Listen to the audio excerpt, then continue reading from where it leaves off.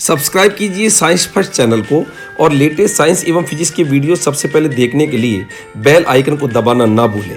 साथ ही पूरी नॉलेज के लिए वीडियोज को अंत तक देखें, लाइक, कमेंट एवं शेयर करना ना भूलें।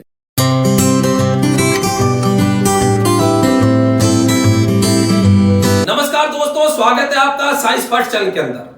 दोस्तों, कहते हैं कि ऐसा कौन है कि जिसमें कोई कमी नहीं, ऐसा कौन है कि जिसमें कोई कमी नहीं, आखिर आसमां के पास भी तो जमी नहीं। जी हां दोस्तों, हर किसी इंसान या शख्स में कुछ ना कुछ कमी होती है और एक सफल इंसान वही होता है जो समय रहते अपनी छोटी छोटी कमियों को पहचान ले और उनको दूर करने का प्रयास करे।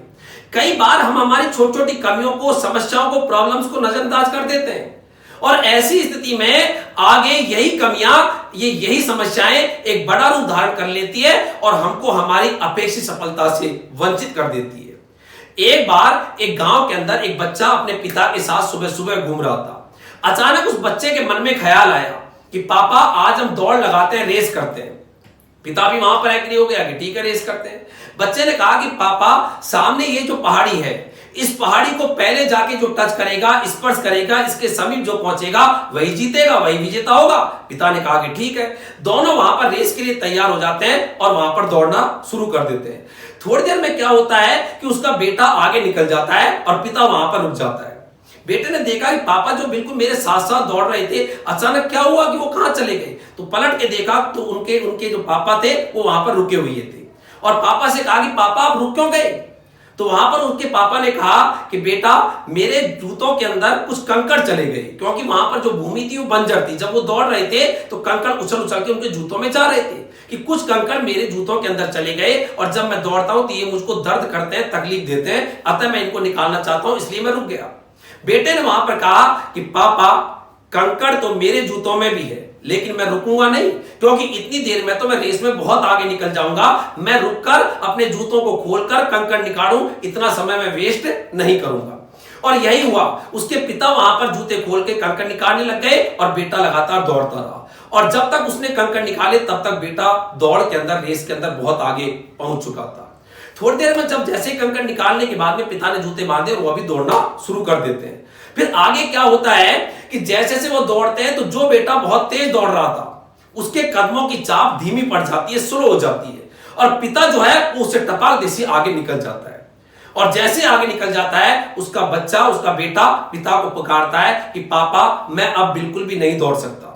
तो उसके पापा ने कहा कि क्या हुआ कि मेरे जो कंकड़ जो है जूतों के अंदर चले गए, अब ये बहुत ज्यादा दर्द पैदा कर रहे हैं, अब मैं एक कदम भी आगे नहीं बढ़ सकता हूं और ऐसी स्थिति में आओ और मेरे कंकड़ों को निकालो। पिता ने भी कहा कि ठीक है यार, बेटे के लिए क्या जीतना क्या हारना। और वहां पर वात्सल्य प्रेम से बढ़ते हुए वो तुरंत अपने बेटे के पास आता है और बेटे को गोद में उठा लेता है।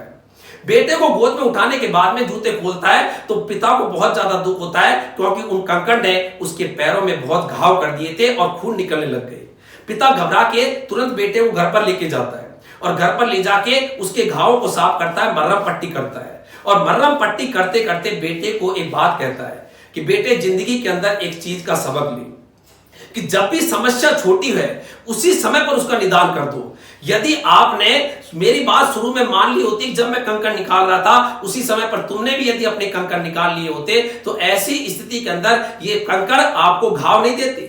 मेरे पास समस्या छोटी थी, उसी समय पर मैंने उसको दूर कर दिया और उसी समय पर समस्या का आज तुझे भी पता चल गया था, लेकिन तूने उस समस्या को नजरअंदाज किया और आगे चल के इसी समस्या ने, इन्हीं कंकड़ों ने तेरे घाव पैदा कर दिए।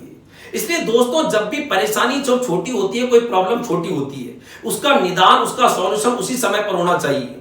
यदि हम उसको नजरअंदाज कर देते हैं तो आगे चलकर ये एक बड़ा रूप, भयानक रूप धारण कर लेती है और हमको हमेशा दर्द या तकलीफ देती है।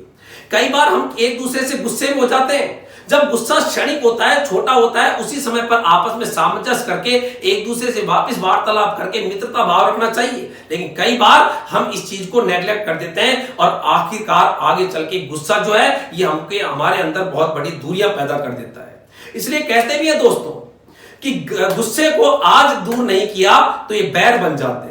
गुस्से को आज दूर नहीं किया तो ये बैर बन जाता है और छोटी सी परेशानी को आज नहीं सुलझाया तो ये नासूर बन जाता है। इसलिए जिंदगी में याद रखिएगा कि हमेशा कोई भी परेशानी जब छोटी होती है, चाहे आपस में अपने कोई वार्तालाप में कोई छोटी परेशानी है, आपस में कोई द्वेषता आती है, उसको तुरंत उसी समय पर दूर करिएगा। चाहे पढ़ाई के अंदर कोई परेशानी आ रही है, उसको दूर करिएगा। आप सोचिएगा कि एक पिछली वाली जो कक्षा है उसकी पूरी पूरी चीज अगली वाली कक्षा के अंदर काम में आती है, और कई बार हम उसको नेग्लेक्ट कर देते हैं, इसलिए आगे आने वाली कक्षाओं में समझने में हमको बहुत बड़ी दिक्कत आती है।